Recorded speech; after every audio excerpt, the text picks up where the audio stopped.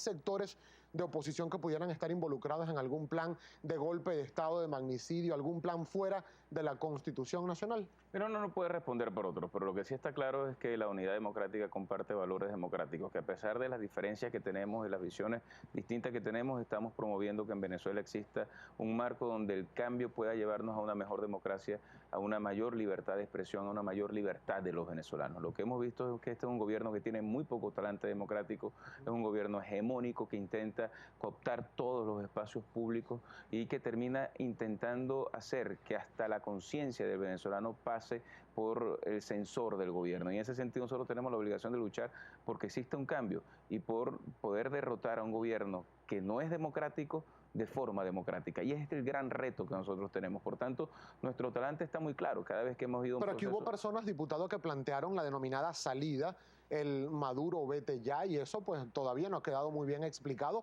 aun cuando, por ejemplo, figuras como Leopoldo López y otras personas luego intentaron explicar que se trataba de una salida constitucional. Sin embargo... Ahí tú sabes que ha habido diferencias entre nuestras posturas, y las diferencias no tienen que ver en la forma de la salida, porque una persona puede tener derecho a exigir la salida del gobierno en cualquier momento, porque eso es constitucional. Pedir la renuncia, por ejemplo, de un presidente es una medida que puede solicitar cualquier venezolano. Otra cosa es que el gobierno lo acepte o no lo acepte. Promover cambios dentro de la Constitución es absolutamente constitucional.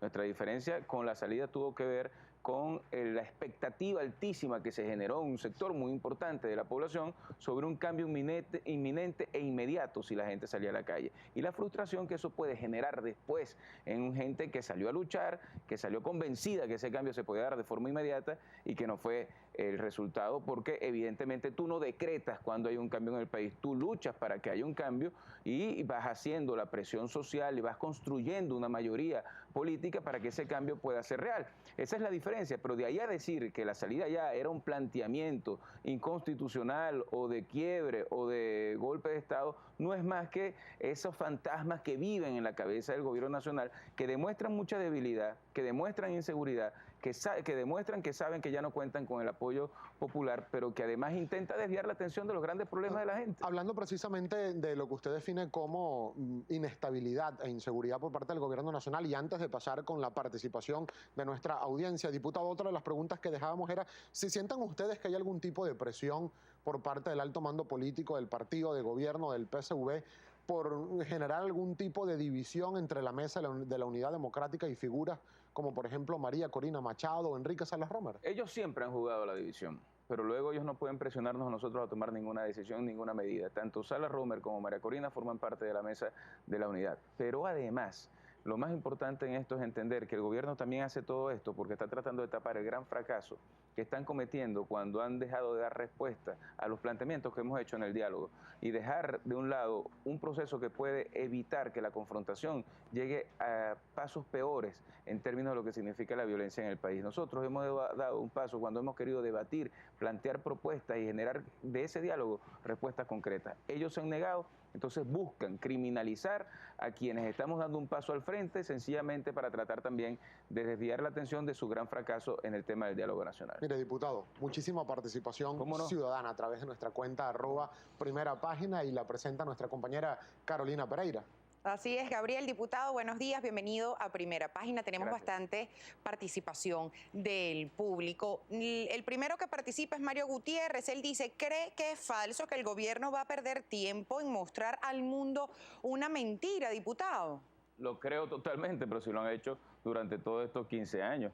La mentira es tan clara que al final lo que intentan es criminalizar a quien piensa distinto. Esos no son los temas de los que la gente espera que estemos hablando. La gente quisiera que el gobierno hablara de por qué no hay capacidad productiva de alimentos en Venezuela, de por qué la economía está en el suelo, de por qué tenemos la inflación más alta del mundo, de por qué el desempleo está creciendo, de por qué todos los días 4.920 personas pasan a ser pobres en Venezuela, de cómo aumentó en un 30% la pobreza en un solo año de 21 a 28%. Esos son los temas que todos los venezolanos queremos escuchar. Esos son los temas de los cuales tenemos que estar hablando, pero son los temas en los cuales el gobierno no tiene ninguna respuesta y por eso intenta politizar todo para que la gente deje de hablar de los grandes problemas que tiene en su vida cotidiana. ¿Cuáles son las propuestas, diputado? La MUT decidió paralizar el diálogo con el gobierno nacional porque consideraba que el gobierno no estaba dando pruebas claras pruebas fehacientes de querer diálogo. Ustedes paralizaron mientras que no hayan las condiciones. Sin embargo, ¿cuáles son las opciones? ¿Qué es lo que ustedes como oposición le ofrecen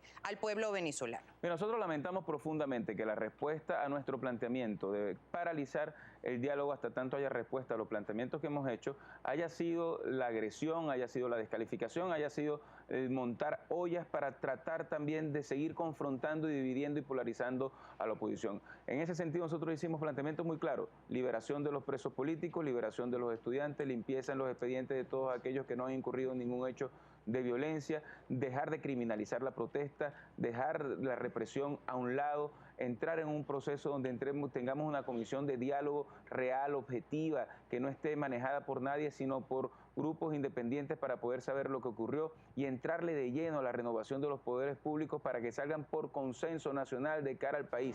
Son planteamientos muy claros que hemos hecho, ninguno de ellos ha tenido respuesta, a pesar de que internamente en el diálogo pareciera que hubiese habido intención por parte de ellos, pero públicamente salen a agredir, salen a ofender, y en ese sentido el diálogo no puede ser un diálogo de sordos. Nosotros seguimos dispuestos a sentarnos a dialogar con quien haya que dialogar en la medida en que eso sea con respuestas concretas al país de cara a los venezolanos, y que eso pueda servir para que exista cambios, rectificaciones y para que el país pueda entenderse. Diputado.